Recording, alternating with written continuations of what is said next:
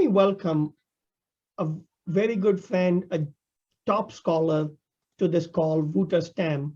Wouter is a professor of entrepreneurship at the School of Business and Economics at the Vrije University of Amsterdam. I think it was in 2007 or 6 or 8, somewhere around that time. My wife had a chance to visit Vrije University in Amsterdam, and we enjoyed visiting there. Before that, Wouter was at Hong Kong University of Science and Technology. He's also been a visiting scholar at the Wharton School and Bocconi University. He served on the editorial board of several top-tier journals and is action editor at Entrepreneurship Theory and Practice, which, if you recollect to my conversation a few minutes back, is one of the big 3 or the big 7 entrepreneurship journals. His research interests include strategic entrepreneurship, networks and social capital, and the emergence of new organization forms, and he's published in several top-tier journals. With that, Wouter, welcome to the virtual summer seminar in entrepreneurship research. Can I start with the first question, Wouter? It's an honor.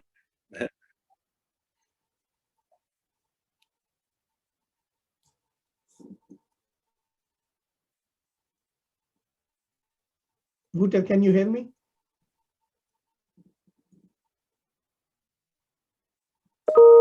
Yeah, the internet connection was a bit unstable, it says, but now it's getting better again. Yes. Okay, perfect. So my first question is, Wouter. I hope you can hear me as well.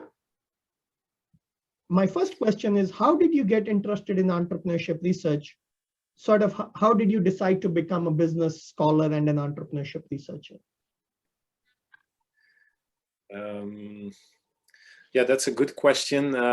If you look backwards in time, it's always tempting to kind of rationalize afterwards why you make certain choices, and that you maybe think that it was a very conscious, strategic choice, but maybe at that time things just evolve quickly and you get opportunities, and then later on it turns out to be a good decision. But maybe what I want to share is that that there are 2 dimensions maybe to the decision, if you call it a decision. One is you want to become a scholar, you want to become an academic, and second is you want to be a scholar within the field of entrepreneurship. And the reason I wanted to pursue academic careers, really, I feel it's a luxury that you can really investigate topics that you feel are important, and try to have the time available to really delve into it and take perhaps a bit more of an outsider's perspective compared to practitioners who are constantly facing pressure to work on day-to-day tasks and don't maybe always have the luxury to think about these bigger issues and do research on those issues. So I always felt that would be extremely honorable job to have, and which would also, in my mind, provide a lot of autonomy and freedom to make decisions about topics you work on, with whom you want to work, and where to work, and so on. So that I think that is something that attracted me already when I was a student. But I must admit that at that time you don't fully know what you're getting into. You don't really know what is research about. You don't really know what is life as an academic really about. So it's just maybe something you feel, that something attracts you, but you don't really know what it's all about. And then about entrepreneurship, I worked when I was a student. I also worked for a startup. I wasn't the co-founder, but I was kind of an early employee, cheap employee, because I was a student. They didn't need to pay me a lot. But through that job, I really got excited that people who have ideas can create something new. And they face a lot of these challenges. They don't have many resources. They don't know what will work. and they just try out things, and then over time they may either fail or succeed. But I was intrigued by it because at that time I was doing studies in business, and we got a lot of courses on these big companies and no courses on where these companies actually came from. And then I worked in this startup, and it was very different from what I was taught in these courses. So at that time, I didn't know I would be an entrepreneurship scholar, but I do feel that that time kind of shaped my interest in the topic. So yeah, then I think, but it was not probably a completely a strategic choice to say, hey, I'm going to be an entrepreneurship scholar, because you always are dependent on the opportunities that you have in your local environment.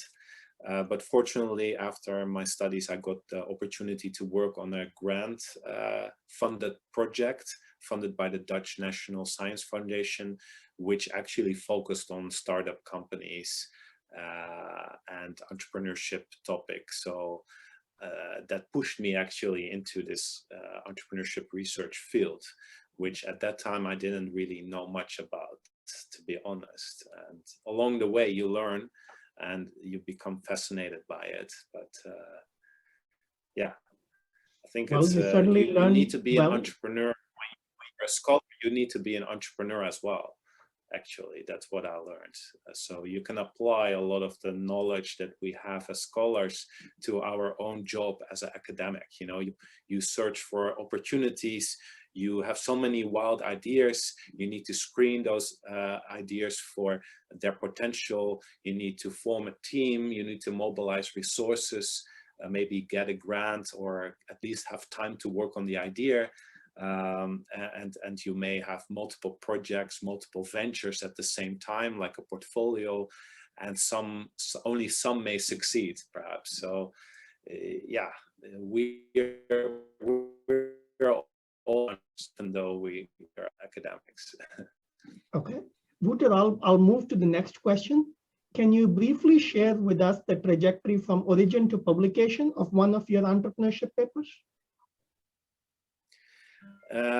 Yeah, yeah, I was thinking about what paper to choose. It's not that I have published so much that it's so difficult to pick, but still, if you have published multiple papers, yeah, how do you pick the paper to talk about? And then naturally for me, it's kind of the first paper that got out of the dissertation, which was published in the Academy of Management Journal. It's a paper published in 2008 on the link between entrepreneurial orientation and new venture performance. And in that paper, we examine the role of the founding team's social network ties and how those social ties actually may influence the link between having a high entrepreneurial orientation and generating higher venture performance. And this paper was based on data that are collected for my dissertation. And it's the first paper that I wrote in their dissertation. And at that time, I didn't have much experience in publishing. And I had a draft version of the paper. And at that time, we had several visiting professors at our school that were attracted to raise the quality of output for our department. And the professor actually suggested, why don't you submit it to AMJ? While we actually were thinking about sending it maybe to a more second-tier journal. We thought, you know, you don't send your first paper to such a high-level journal. But yeah, eventually, you know, we just thought, okay, let's just send it out. We can always go down to a lower-level journal. And then for some reason or another, we got a revision invitation, and I was completely shocked by that. The reviewers were quite favorable about the paper, but also suggested major changes to the paper. So I was completely like in the puzzled what to do. we had some sort of a mediation model, and the reviewers suggested that we should have a moderation framework. And I had no experience in how you actually respond to reviewers. I actually met with Dean Shepard in a doctoral consortium just before, and I emailed him and I kindly requested whether he had maybe a sample response document that I could use to learn how you actually respond to reviewers, because I had no clue. And my supervisor actually also didn't have so much experience in publishing in these top journals. So he sent me one of his response documents, and I used it actually in crafting a response. And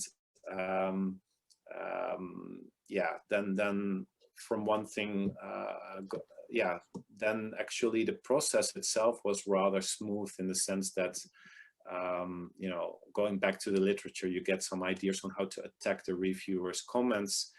And based on Dean's response document, I kind of got a sense of how you can approach these, formulate these responses, which actually for me is a tip to everybody.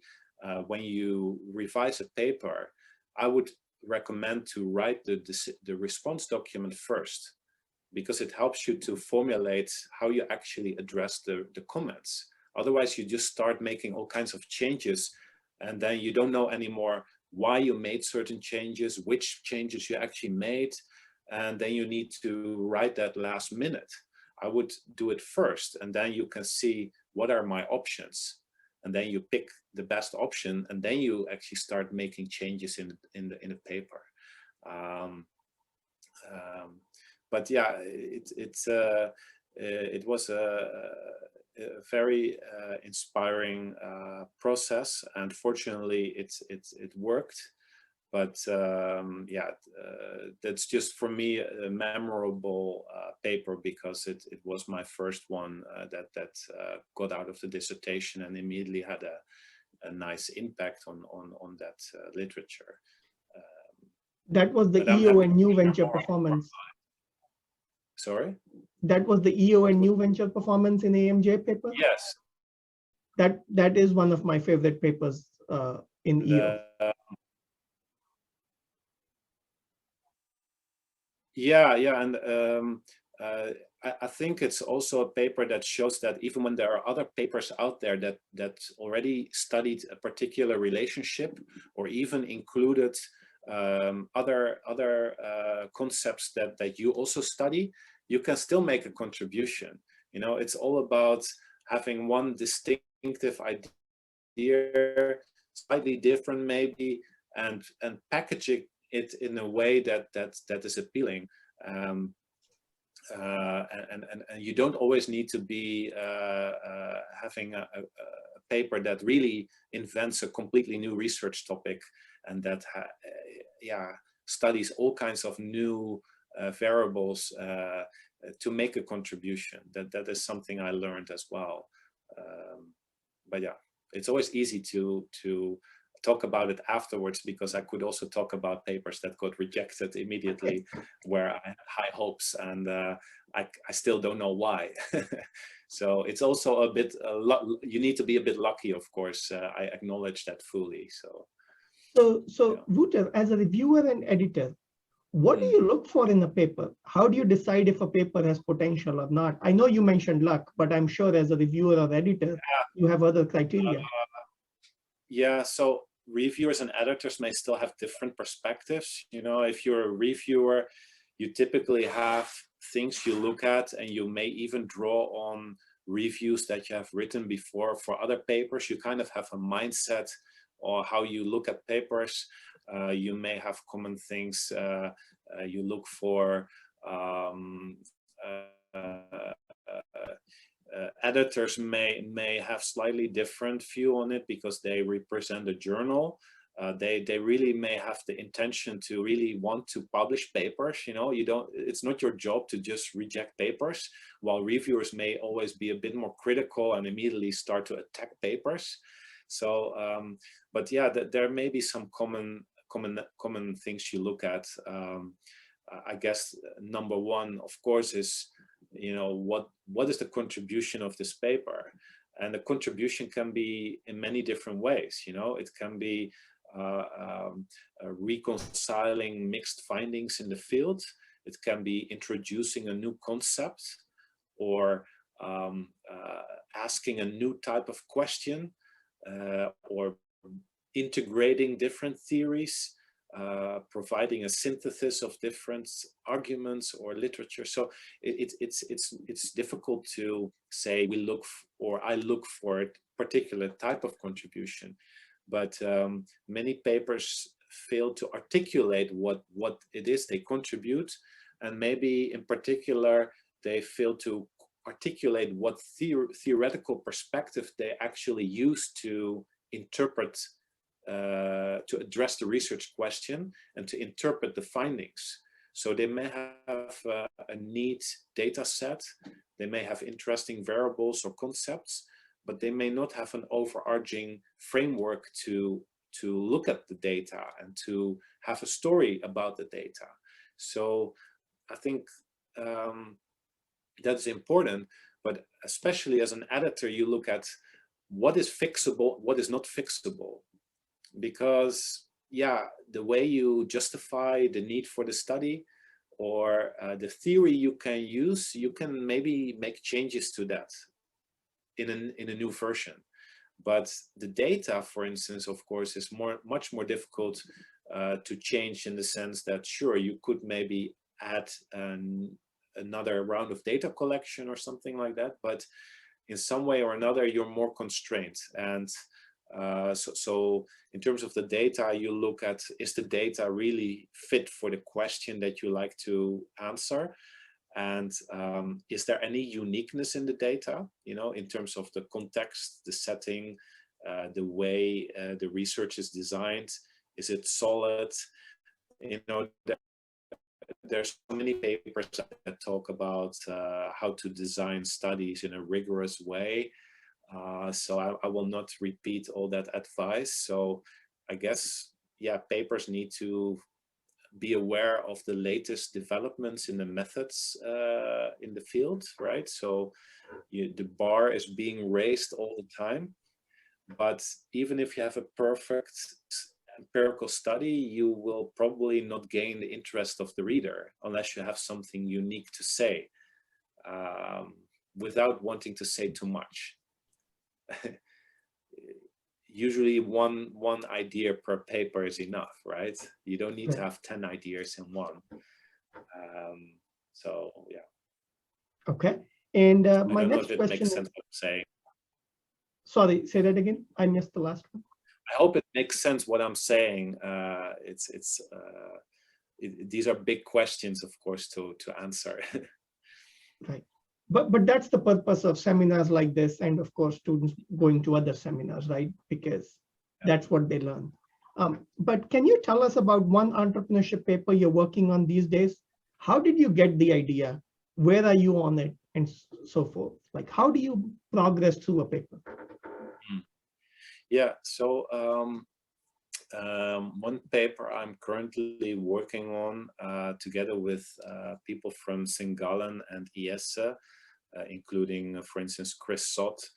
We're looking at business model innovation in larger firms.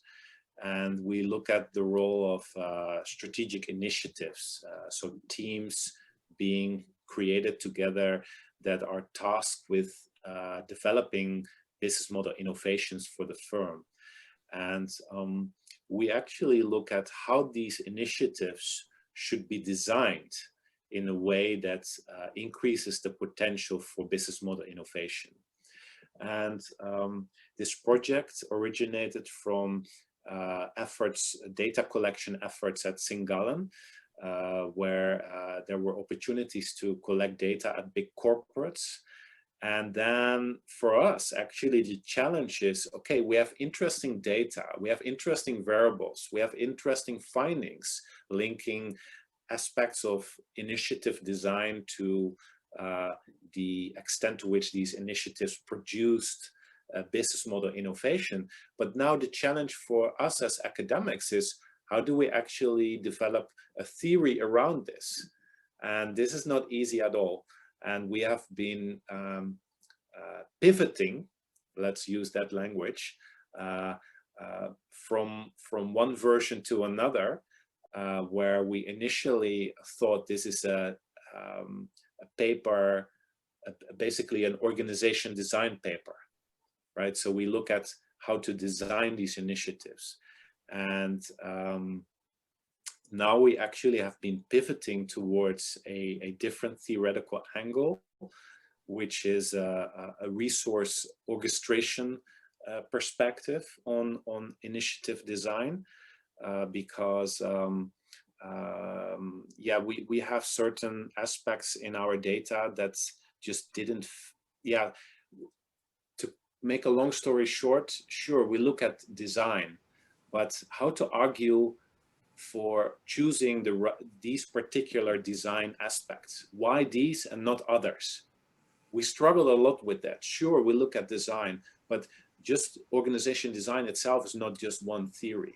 There are multiple theories of design. So we needed to find a way to argue why we pick these aspects, these concepts in our model and not others. This is a recurring challenge for many scholars, that reviewers ask, you know, why does your model look the way it looks?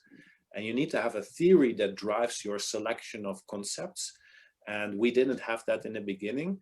Now we opted for resource orchestration theory, which suggests that managers engage in resource orchestration activities, and these activities can be classified into three dimensions.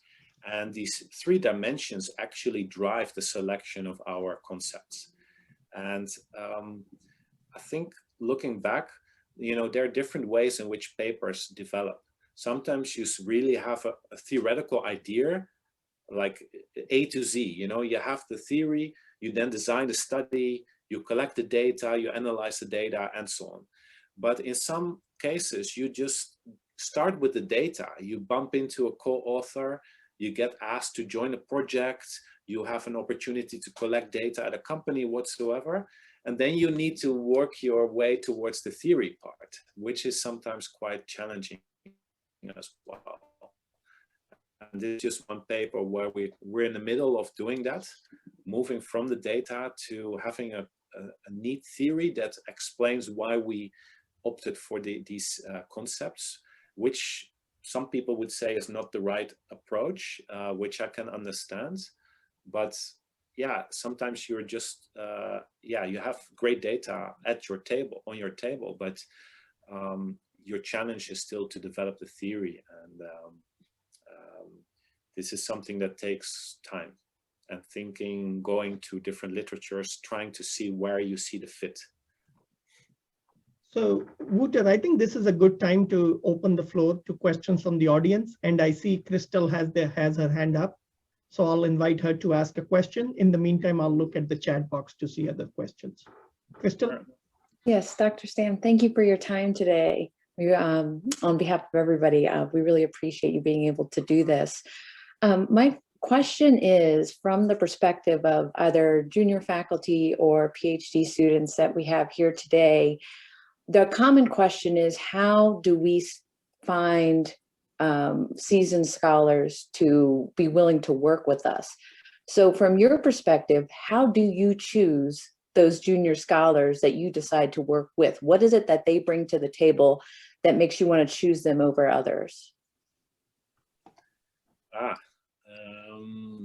That's a very good question.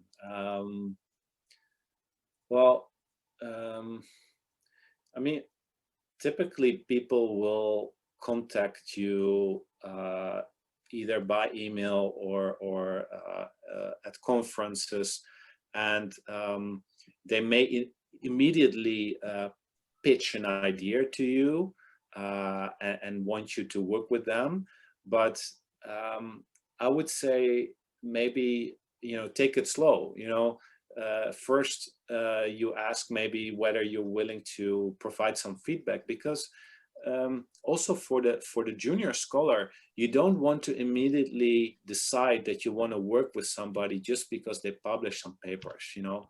That's not a good basis for collaboration. You want to check whether the other person is committed to the project, truly interested, and you want to see what is the expected contribution of each person to the project. So it's from both sides. It's kind of exploring the opportunities, and you can do that by maybe sending a short document that maybe only the introduction of a paper, or a short summary of what the project is about and what you want to discuss, and then see how things evolve based on that. You can have an informal chat about it, see whether that scholar has any meaningful ideas about the project, whether it triggers his or her true interests, whether that person actually has time available during the next few months to work on this. What do you expect from this person in terms of contribution? Is it just refining the writing a bit, or actually really writing the paper, or just providing feedback? So yeah, there needs to be some alignment, I guess, on those dimensions for the collaboration to work. I would suggest maybe junior scholars don't always want to work with the most senior persons, but maybe people in their mid-careers. Mm-hmm. These people have experience, they know what it takes to get published, but they still have the energy and the commitment to, produce more publications, to really work with juniors, rather than those seasoned scholars who are so busy that maybe they only put their name on the paper, but you never really get the opportunity to really work and learn from them. Thank you. Thank you. And Vrinda, you want to ask the next question? Yes, sir. Thank you so much.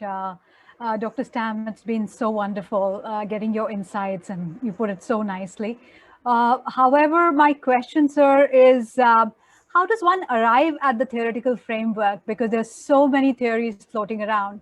And is there a systematic way people like us who are early scholars who can approach it? Yeah, very, very confused at the moment. Thank you.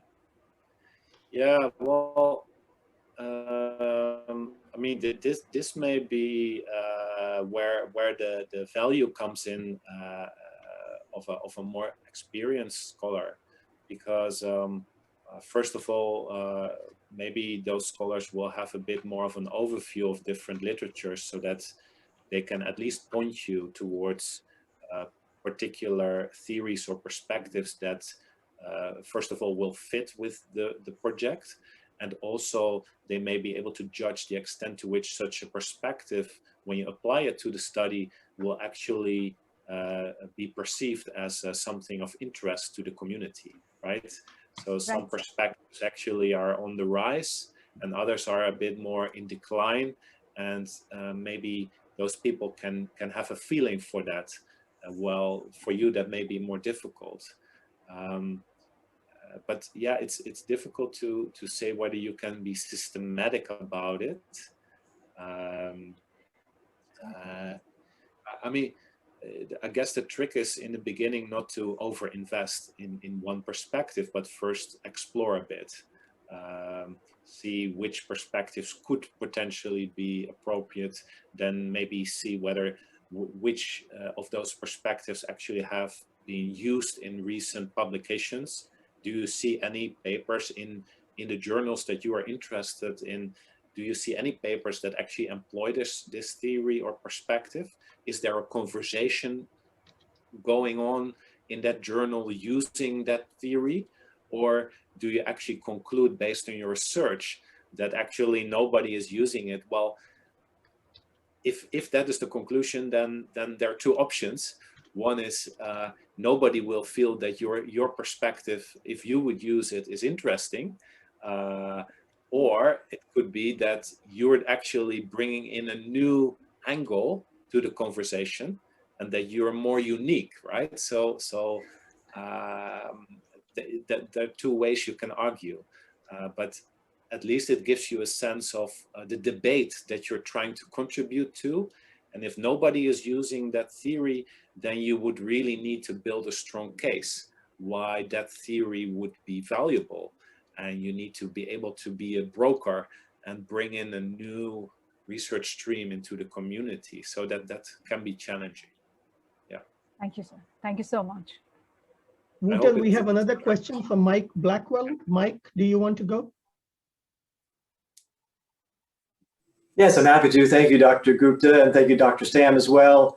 I just am so excited about this entire seminar and really seeing the research, and there's so many opportunities that are there because it seems like we've just scratched the surface of what's possible. What do you see as some of the most promising avenues for unique research as we move forward? Unique research. Well, yeah, unique in what way? Huh? It's I guess in some way or another you could argue every study is unique, right? Because it's rarely the case that others have conducted exactly the same study before. So so in some way or another, we all do unique studies.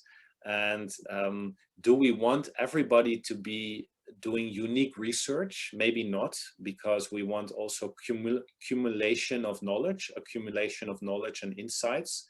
So there's a push in the field also towards more replication studies, where actually we try to replicate other people's research findings and try to see to what extent those findings are applicable to other settings, right? So in some way, I would say maybe we don't all want to be unique, conducting unique studies, but obviously there's also a counter argument to say, yes, indeed, reviewers often wonder what is unique and insightful about a particular study. So you do need to know how you can frame your study in a way that people feel there is something unique about it, but that uniqueness can be derived from different sources. It can be conceptually, indeed, you bring in a new theory that has not been applied to that question before, or you combine two concepts / perspectives that have not been combined before, you know, like a Schumpeter kind of a new combination. Or it can be empirical novelty, uniqueness, in the sense that you study a particular context that people have rarely studied before, which would allow you to generate new knowledge and insights. So you could score your project or paper based on many dimensions of novelty, and maybe having some balance in that would be nice, right? You can relate your study quite well to what has been done before, and at the same time emphasize where the novelty comes from.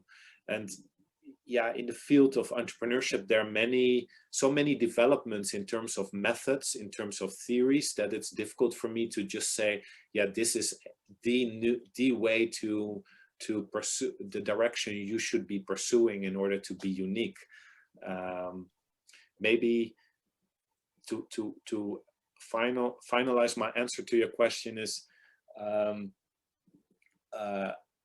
when I entered this Zoom session, I learned that you should be reading a lot and attending conferences and all that, and I agree with that. But also be aware that knowledge can be a burden. You know, the more you read, the more you are aware of what others have been doing, the more difficult it might become to tell others what is it you want to say, what is your unique idea. So also there, you need to know enough to relate what you are doing to what others have been doing, but yeah, also take time to just not read stop reading. Just work on your own idea. Just like an entrepreneur, you don't want to be bothered constantly by competition. So be free to just pursue your own idea and then see where does it differ, where does it relate to others. Just to prevent you from constantly being pushed to know what others have been doing, you know. Wouter, I know we are beyond the time we promised you. Is it okay if we take one more question from the audience? Sure. I talk too much. No, you're perfect. But yeah, Sadiq, do you want to go ahead with your question, Sadiq? Yeah, thank you, Dr. Gupta. This has been a phenomenal experience so far. I wanted to ask, like, at what stage, and my question is to both of you basically, at what stage of the paper you decide which journal you are going to approach? Like, because different journal have been, after reading your papers, I have been going through these journals, and last 5 years, if I look into the abstracts, the focus has been a little bit different in different journals, right? So how do and what time do you decide that I'm going to approach this journal first instead of this? Yeah, that's a very good question, and maybe there's no one way you can tackle that, in the sense that people have different perspectives on this. I personally would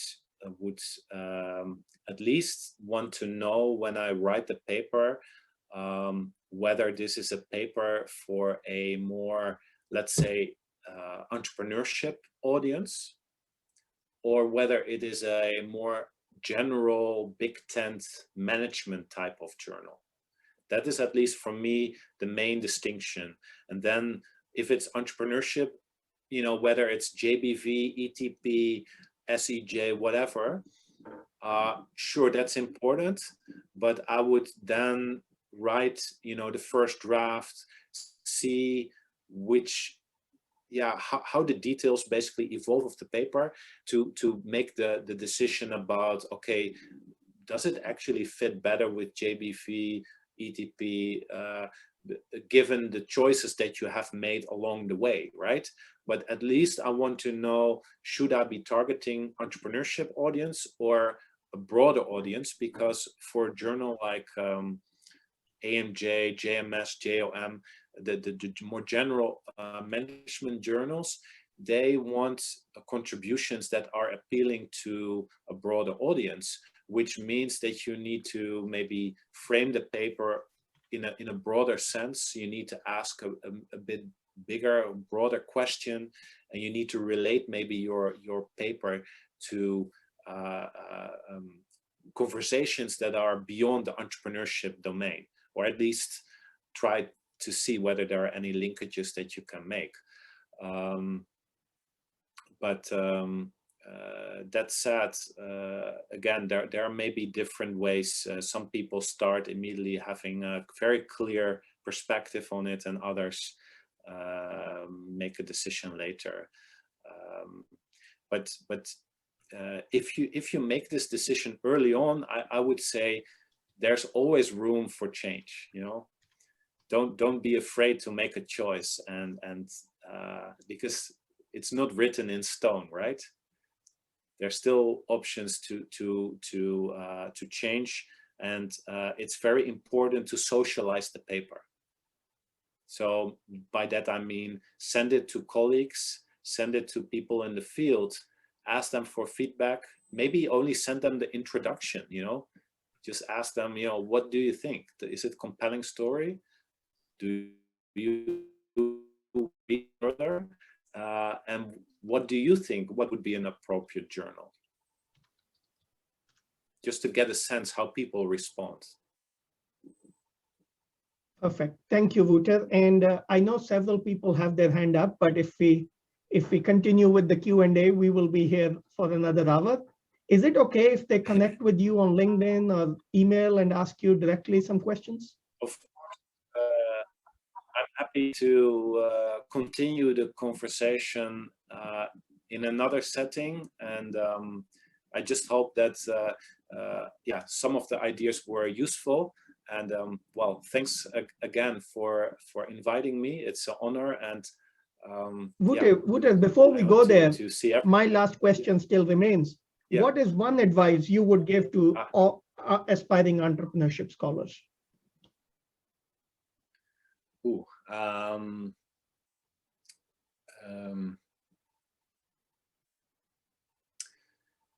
yeah, actually, you already mentioned it, I think, on your slide, but I think it's spot on. You know, write every day. I once thought that, you know, you need to block maybe 1-2 days a week and then really work on the paper full day, and you really will get it done. And what I learned is it's maybe better to just write 2 hours per day, but every day your thinking evolves, and it's also helps you not to be the paper doesn't need to be perfect. Just have a quick draft and just send it out to others, get feedback. It's kind of the lean startup approach. You can apply it to writing a paper. Get this minimum viable paper out as quickly as possible. Don't waste time. Get feedback, learn what works and what is weak about the paper, and then improve it and have this cycle a few times, rather than stick with your paper 2 years before getting feedback, and then you discover there's a kind of fatal flaw and you need to change the setup and you lost 2 years, you know? So kind of be an entrepreneur. Great, thank you, Wouter. On that note, I'll ask everyone to sort of join me in thanking you virtually for this very useful session. Thank you for your time. Yeah. And we hope to see you in. I'm gonna have dinner. It's 6:20 over here, but I guess for you, for most of you, it's probably still early in the day. So I wish you a very pleasant day, and well, maybe some of you I will bump into in the future, hopefully face to face at a conference when everything is possible again. So yeah, in the meantime, take good care and feel free to contact me. Yeah. Thank you, Wouter. Okay. And Bye-bye. for the rest